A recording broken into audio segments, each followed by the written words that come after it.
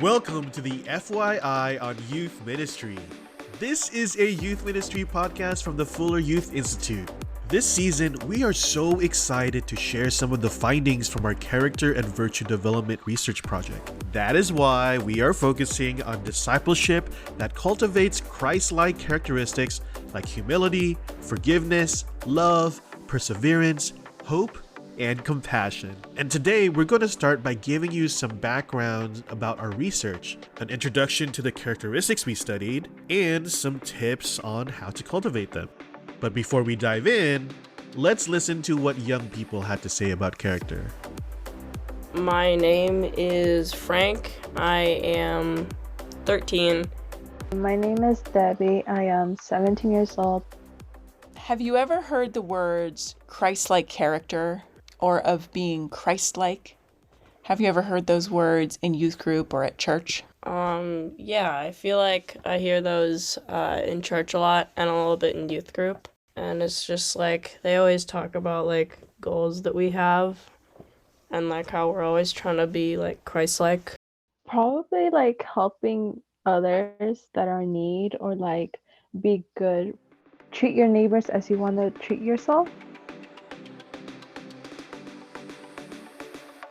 Welcome back, everyone. This is Roslyn Hernández, and I am Diversity, Equity, and Inclusion Manager and Content Producer at the Fuller Youth Institute.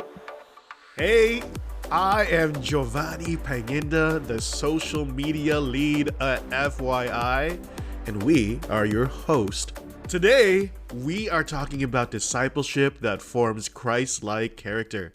And we'll start with a little bit of research on this topic, and then we're going to discuss Christ-like characteristics. So why these characteristics can help our teens thrive, and practical ideas for how to actually teach and develop them. That's right. And our guest for today is Jen Bradbury. And Jen serves as a content director for our sister organization 10 by 10. She has served as a youth worker for 19 years, and Jen is the author of several books, including The Jesus Gap, What Teens Actually Believe About Jesus, and Called, which is a novel about youth ministry transitions. And of particular interest for us today, Jen was actually part of the FYI team who researched today's topic. And I was also part of that team of the project, and I got to read the interviews that we're going to be kind of talking about today. So we're really excited about this. Jen, welcome. It is so good to be here, Roslyn and Gio. I'm excited to talk about character. Character, yes. Character's important. It is. Building, developing. Yes. Yeah, it deserves a round of applause. Yeah. Yeah, thanks for being with us, Jen. So we're going to dive deep into the research, but we want to start with something more personal. Do you remember a time when you learned something about being Christ-like or Christ-like character from your students? So years ago, I took a group of middle schoolers up to the Milwaukee area for a mission trip. And while we were on that mission trip, part of our group ended up serving at an Easter Seals camp. And what Easter Seals camp, what they do is they provide respite for people who have various mental disabilities. And so our job was to go in and to simply spend time with these individuals. And it was a space that was really challenging for me personally. And it was also a space that was really challenging for many of our students. And we had these two students, Kara and Stacy, twin sisters. And Kara and Stacy spent not just that day with these two individuals, but literally the entire week. And as I watched them, what I saw in them was the embodiment of what compassion looks like. And this idea of they knew in a way that I honestly couldn't have articulated at that moment, that sometimes to be compassionate means to just sit with and to be with and to be present, and that that's enough, and that we don't necessarily have to be doing anything or not even solving all of the problems, right? But that sometimes being present with another person is the greatest gift that we can give them. Thank you so much for sharing that story. Yeah. So, as y'all know, our team gets really pumped up about new research. Well, we worked on this research, which is the Character and Virtue Development Project, since late 2018. And now we get to start sharing that with all of you, like what we learned with all of you. So we have several resources like a curriculum and an upcoming book that's actually co-authored by Jen that's going to be developed from this project. So let's give listeners a little bit of the background. Jen, can you tell us a little bit about the section of that research that pretty much inspired this podcast season? So when we started designing this project, we were going after this question of just what does it mean for churches and for faith communities to actually instill Christ-like characters in their young people? How are they doing that? Are they doing that? Is that even on people's radars as they're discipling, or is it seen as this sort of other component of it? So in this research, we started with some surveys, and then the surveys led to some lit reviews so we could really understand the broader picture of what character is. And from there, we get to the piece that this podcast season is really focused on, which are these 96 phone interviews that we conducted with youth ministry leaders from churches and from parachurch organizations all across the country. We were super intentional in this research in studying diverse leaders. We wanted to talk with them, understand too how context and how culture both feed into character formation, believing, suspecting that they do, and so wanting to be able to really have some honest conversations with people about what that looks like. And again, we had a pretty diverse swatch of people. So, we had a 27% of our respondents were Latino or Latina, 22% were white, 19% were Asian American, 19% were Black, and 13% were multiracial. And so it's those interviews from that diverse body of people that we are really focusing on in this podcast season. Wow, I love that. So after listening to a diverse group of youth leaders, then, well, can you give us a couple of high points maybe about discipling teens, or maybe about one specific characteristic that you think could help leaders? Yeah, absolutely. So, for example, relationships are critical in character formation, which makes total sense, right? That we learn how to be like Christ by being in relationship with other people who hopefully are modeling what that actually looks like. One of the things we saw over and over again in youth leaders is the idea that it's actually really challenging for people to just teach about a Christ-like characteristic. It was less about being lectured at and more about actually going out and doing ministry together in different contexts like mission trips and service days and serving within your broader congregation in both formal and informal mentoring relationships. We also saw that the environment really matters for cultivating character in people. If someone is going to be vulnerable and talk about a time when they are forgiving someone or struggling to forgive someone, that of course they've got to have a safe physical environment and a safe emotional, spiritual, mental environment. Another thing that jumped out at me was the importance of spiritual practices.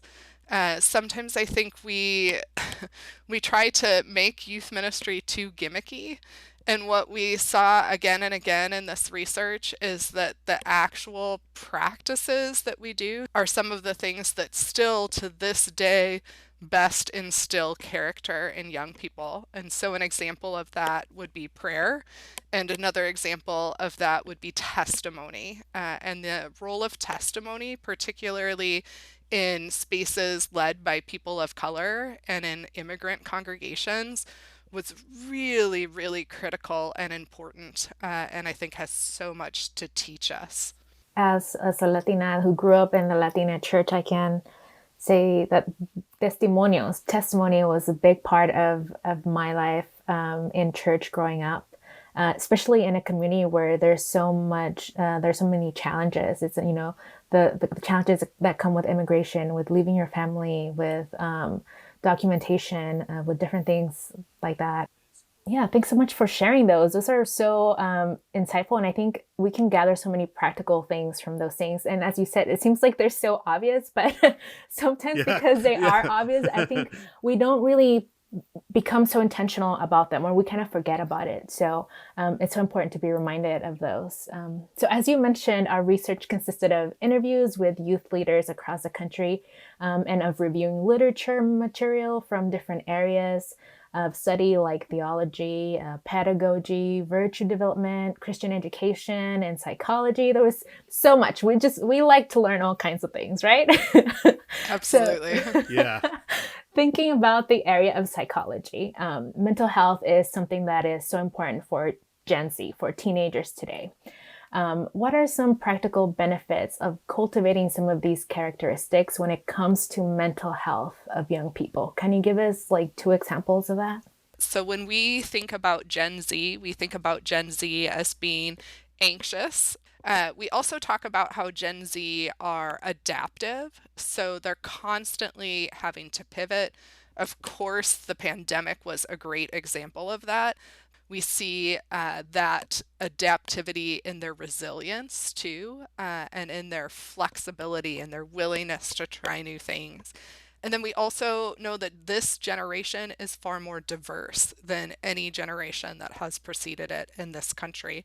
And diverse, of course, in terms of race, but also diverse in other ways, diverse in their religious beliefs, diverse again in disabilities and neurodivergence things that are all pieces of this generation's story. And so with that, when we look at these 6 Christ-like characteristics, many of them are things that are helping to develop empathy in young people, both for themselves, right? Like we want kids to be compassionate with themselves as much as we want them to be compassionate with the kid who's being marginalized or left out or bullied at school. We also see characteristics that feed into resilience among these 6, and I think particularly of hope there. And we also see it in something like forgiveness, right? Oftentimes we talk about forgiveness in the church setting in terms of God forgiving us, but we forget how many times that Jesus forgave his disciples and his friends in relationship with one another, right? And we want that sort of relational forgiveness to be a part of how we're teaching young people about forgiveness, that it's not just about this thing we get from God, but it's also about the way that we live with other people in our world around us. Those are such great examples. As I was thinking about this question too, anxiety was one of the things that I thought about. In thinking about that, I think that something like having a practice of gratitude is something that can help teens cultivate hope or perseverance. And as they exercise, because it's a muscle, right? We have to exercise this muscle. So as they exercise the muscles of recognizing like sources of patterns of goodness in the world, when a teen's mind is prone to looking for things that could go wrong, practicing looking for what could go right, what is going right, or what has gone right, can be, or what even has been neutral, can help them see more positive possibilities and outcome, and really help with hope. And then something that you mentioned about forgiveness really makes me think about lament.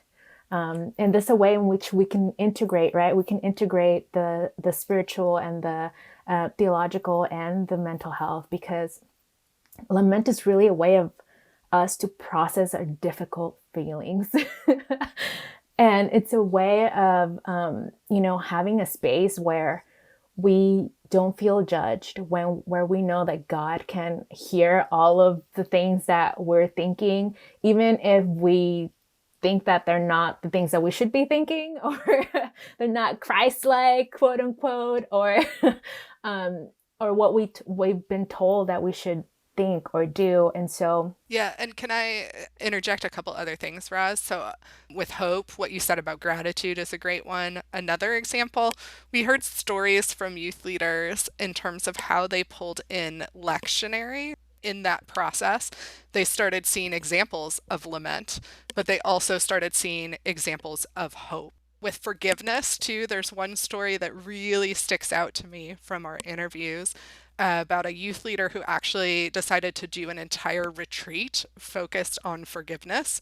And so, as part of that retreat, they essentially did like a forgiveness circle. They were asked to come thinking about someone who they needed to forgive, what was something that they needed to let go of in their life. And then the youth leader walked them through a process to actually help them do that in concrete ways.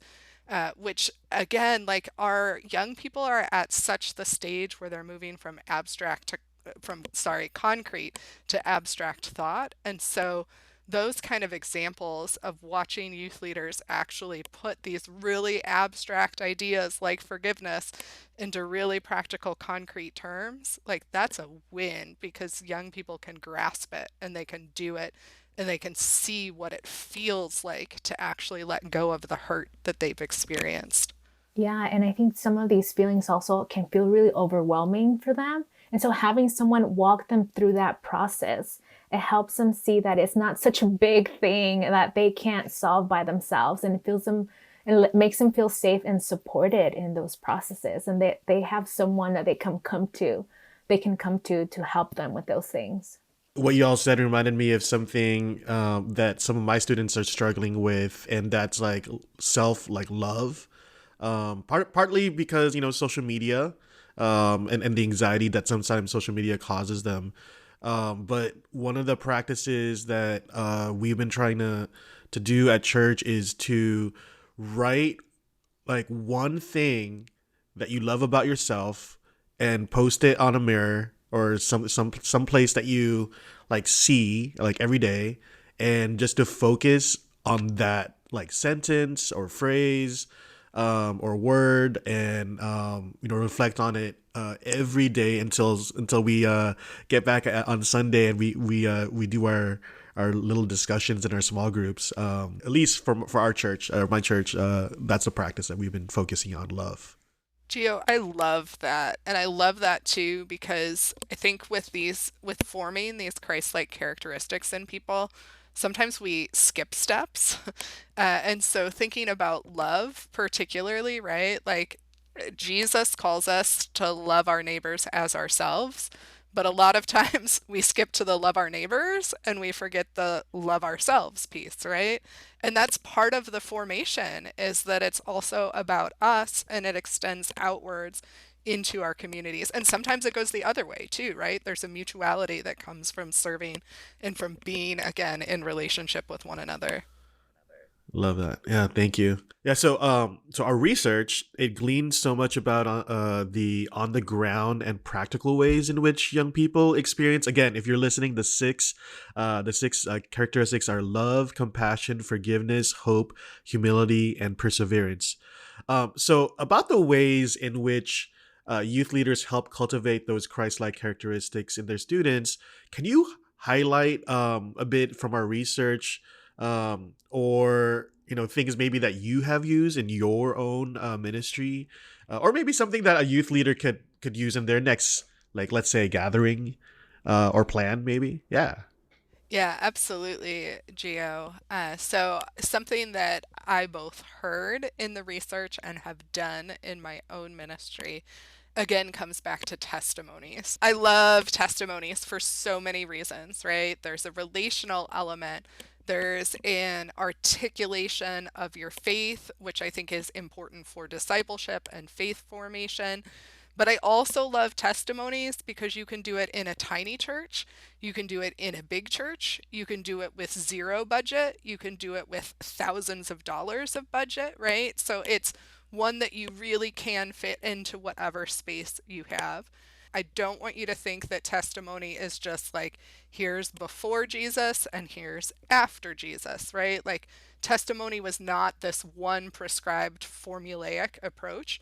testimony was used really broadly for, again, this idea of sharing what God is doing in people's everyday lives. And so within my own ministry, some of the best ways that I have loved doing that is that we routinely, and by routinely, like once a year, we try to do this. We have what we call interviews with the saints, where our kids, we spend a couple weeks talking about church and about what it means to be the community of God's faithful people. And then as part of that conversation, the young people themselves actually prepare interview questions that they want to go out and they want to ask other people in the congregation about. So often they work off of the conversation, right? So there are questions about, why'd you join this church? And what does faith look like to you? And tell us about a hard time in your life that your faith really helped you through. And then we send the kids out to people's homes and they sit down and they ask these elderly folks these questions. And the way in which those stories connect is so incredibly powerful. So we once went and visited a very elderly couple. So Merle was his name, and he and his wife were both in their 90s, and they had been married for 70 years. And one of the questions that our young people asked about that year was, tell us about your family and tell us about a time when you thought maybe your marriage wouldn't work.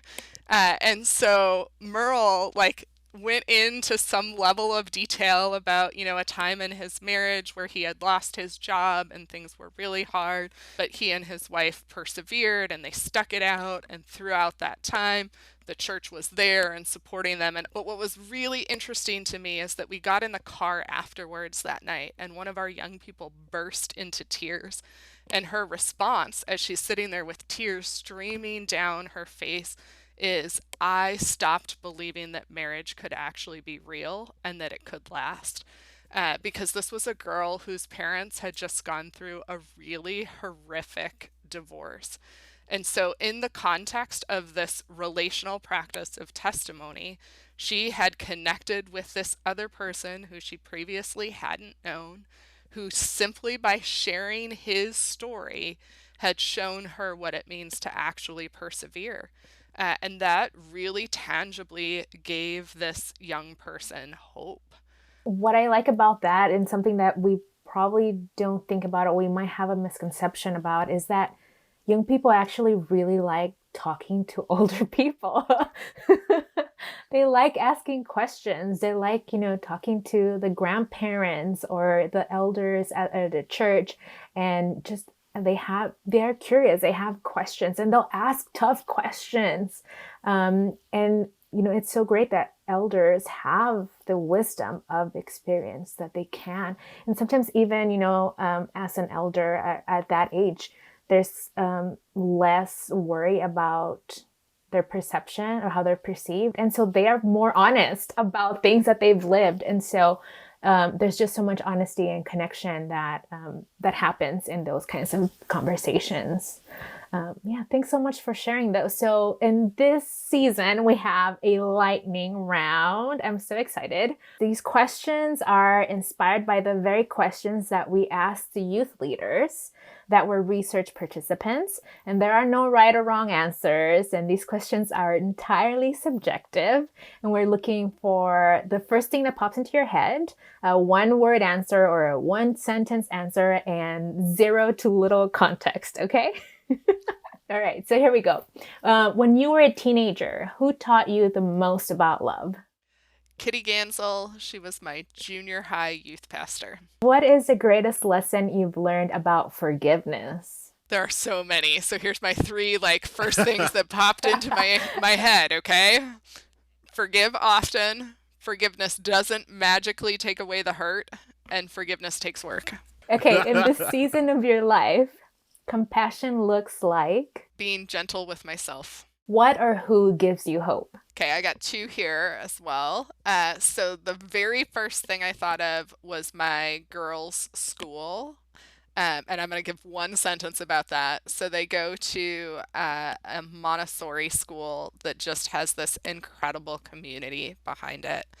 And the second one I thought of was this kid in my current youth group. I'll see him tonight, who doesn't believe in God and is adamant that he does not believe in God. But that kid shows up every week and he participates in the conversation and he's part of the community. On a scale of 1 to 10, 1 being low and 10 being high, how much humility do you have? This is definitely a trick question, Roz, and I am not here for it. That's a trap. It is totally a trap. If I say, oh, I'm a 1 and I don't have much humility, right? Like, then that's problematic. If I say, oh, I'm a 10, I have a ton of humility, then clearly I'm not actually humble. So, now that I've gotten that out of the way, like, I would honestly say I'm in the middle here. And what I mean by that is that there are some things where at this point in my life, like, I am not afraid of saying it's a gifting and I'm good at it and I'm going to lean into that. And I'm not super humble in those areas. But I am very much someone who is a curious person and a lifelong learner. So there are other areas where I am super humble and really willing to admit what I don't know. Awesome. Okay, here's the last one. Love that. When something is hard, what is a practice that helps you persevere? Yeah, so this was a well-timed question, and I had a really just crappy day on Monday, and what got me through that day was when I woke up on Tuesday, and literally what was on the tip of my tongue was God's mercies are new every morning, and just that sense of, yeah, yesterday sucked, and today may go downhill, but like right now in this moment, it's new and there's a freshness, and that's enough. Thank you. We got through them. All right. So this season, we are also asking our guests to help us wrap each episode with a blessing. A blessing. So, Jen, in light of our conversation, can you please give us a benediction? Absolutely. And keep in mind that, like, I am a mainline person, so like I really am going to give you a benediction. So here we go. May the God who embodies the characteristics that we have been talking about today give you gentleness and grace with yourself as you seek to form Christ-like character in the lives of young people. Amen. Amen. Amen. Jen, thanks so much for this conversation. It's been so fun to share about the research that we've been working on, the things that we've been learning, to give practical ideas to youth leaders listening. It was so hopeful to have you with us today. Yeah, it's always a rich conversation with you guys, so thank you. Yay. All right, everyone. Farewell. See you again. Bye. This podcast is one of the many free resources produced by the Fuller Youth Institute. Check out the show notes for links to all the resources mentioned in today's episode. You'll find more information about the book Jen co-authored with Brad Griffin and Kara Powell. It's called Faith Beyond Youth Group, and it comes from the same research project that this season is based on. And finally, here is one final thought from a young person. When you think about being like Jesus, what qualities, characteristics, or words come to mind? I would say patience, loyalty, selflessness, I guess constant, like he's always the same loving person, and I guess loving. Helpful, nice, and caring. And do you have anything else to say about any of those words, like why those words came up for you? Really, because when I remember hearing like the stories of him helping the others, it's like he didn't really care like where you come from or how you lived. He will start to help you and just to be comfort to you.